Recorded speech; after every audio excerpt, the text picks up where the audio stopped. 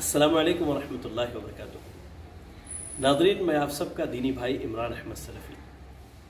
طہارت کے احکام و مسائل کے اس کورس میں ہم نے آپ سے یہ وعدہ کیا تھا کہ وضو کی عملی تطبیق یا کہہ لیجئے وضو کا پریکٹیکل طریقہ جو ہے ہم آپ کو بتلائیں گے۔ انشاءاللہ ہم اسی کے لیے جمع ہوئے ہیں یہاں پر۔ اور وضو کے تعلق سے سب سے پہلے ایک بنیادی چیز آپ یاد رکھ لیں کہ اس میں نیت شرط ہے، کیونکہ ہم جتنے بھی اعمال کرتے ہیں تمام اعمال کے لیے کیا ہے؟ نیت شرط ہے۔ انما الاعمال بالنیات، تمام عملوں کا دار و مدار بندے کے نیت پر ہے۔ ناظرین، نیت کے لیے زبان سے کہنا یہ ضروری نہیں ہے کہ میں یہ وضو نماز کے لیے کر رہا ہوں یا کر رہی ہوں، یا قرآن کی تلاوت کے لیے کر رہا ہوں یا کر رہی ہوں، یا پاکی یا عام صفائی کے لیے کر رہا ہوں یا کر رہی ہوں۔ دل میں آپ نے ارادہ کر لیا، یہ آپ کے لیے کافی ہے، سب سے پہلی چیز۔ تو آئیے اب ہم آپ کے سامنے جو ہے وضو کا عملی نمونہ جو ہے کہہ لیجئے یا پریکٹیکل طریقہ جو ہے وہ آپ کو ہم بتائیں۔ لہذا سب سے پہلے یاد رکھیں کہ وضو کی ابتدا کرنے سے پہلے ہم نے کیا ہے؟ بسم اللہ پڑھنا ہے۔ بسم اللہ پڑھنا ہے، یہ مستحب ہے۔ اب اگر کوئی بسم اللہ پڑھنا بھول جائے تو وہ درمیان میں پڑھ لے، انشاءاللہ وہ اس کے لیے کافی ہے۔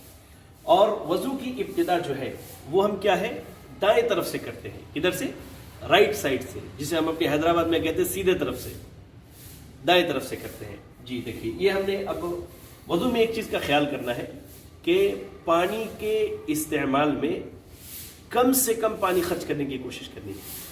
اللہ کے رسول صلی اللہ علیہ وسلم بہت کم پانی میں وضو کر لیا کرتے تھے، ٹھیک ہے؟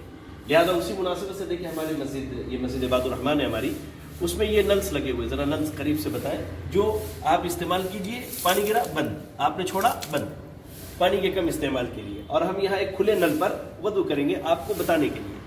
بارک اللہ فیکم۔ بسم اللہ، سب سے پہلے ہم کیا کہیں گے؟ بسم اللہ۔ وہ بھی بلند آواز سے کہنے کی ضرورت نہیں، آپ دبے ہوئے ہلکے آواز میں کہہ لیجئے، کافی ہے۔ علی بھائی ہلکی آواز میں کہہ لیجئے، آپ کے لیے کافی۔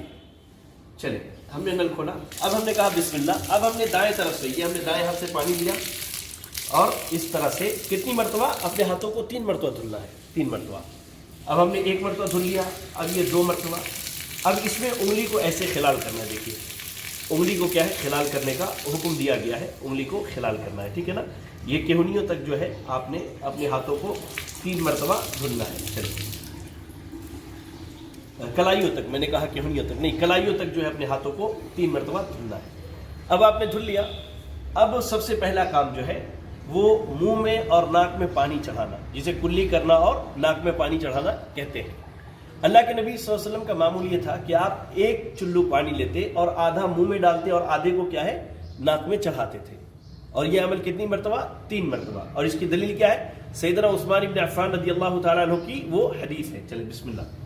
اب جو ہے ہم نے ہتھیلی تک دھل لیا، اب ہم ناک اور منہ میں ایسے پانی چڑھائیں گے۔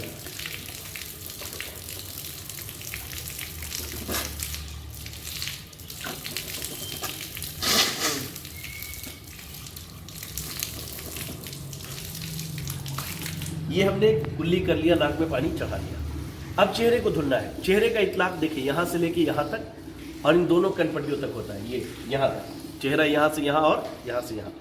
چہرے کو دھلنے میں ایک چیز کا خیال کرنا ہے کہ ہمیں داڑھی جو اللہ نے یہ نعمت دی ہے، جو اللہ نے یہ خوبصورتی کی علامت دی ہے، اس میں خلال بھی کرنا ہے، اس میں خلال کرنا ہے۔ چلیے، اب ہم 3 مرتبہ چہرے کو دھلیں گے۔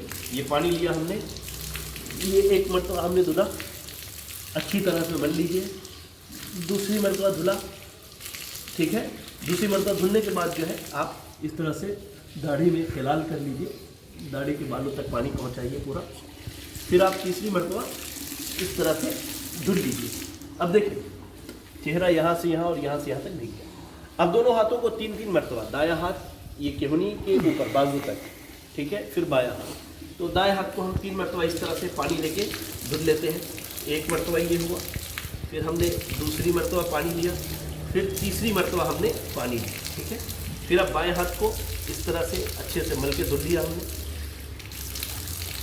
اچھی طرح سے ہم نے دھل لیا، جی ٹھیک ہے؟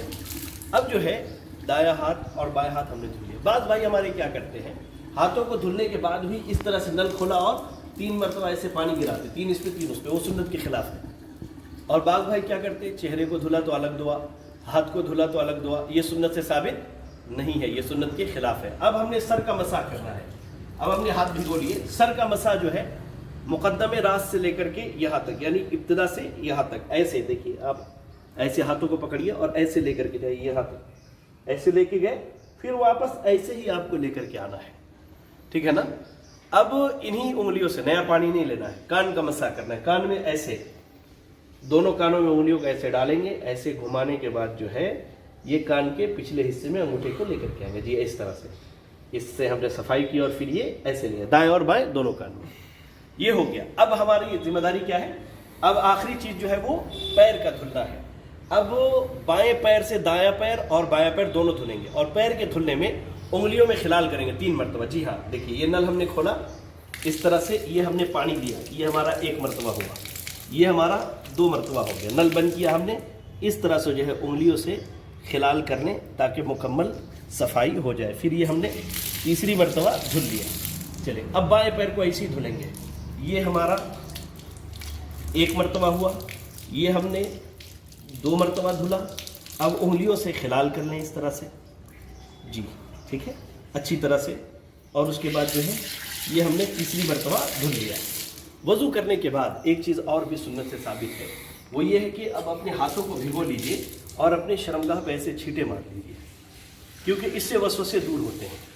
اللہ کے نبی صلی اللہ علیہ وسلم نے کہا کہ یہ وسوسوں کے دور کرنے کا طریقہ ہے. جی ہاں ناظرین، تو یہ وضو کا مکمل طریقہ ہے جو ہم نے آپ کو بتایا، جو کہ کتاب و سنت سے صحیح سند سے ثابت ہے.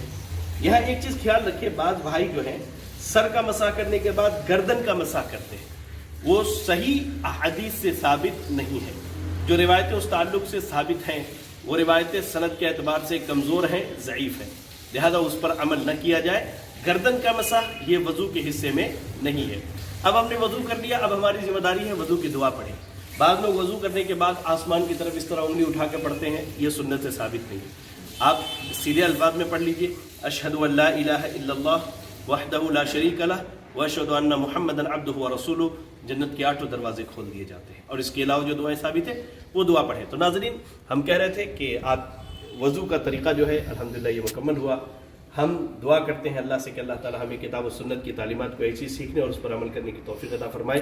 اور ایسے ہی اللہ رب العالمین وے آف سلفیہ کے ٹیم کو اس طرح کے کورسز منعقد کرنے کی توفیق دے جس سے لوگوں کا فائدہ ہو رہا ہے، لوگ سیکھ رہے ہیں، پڑھ رہے ہیں.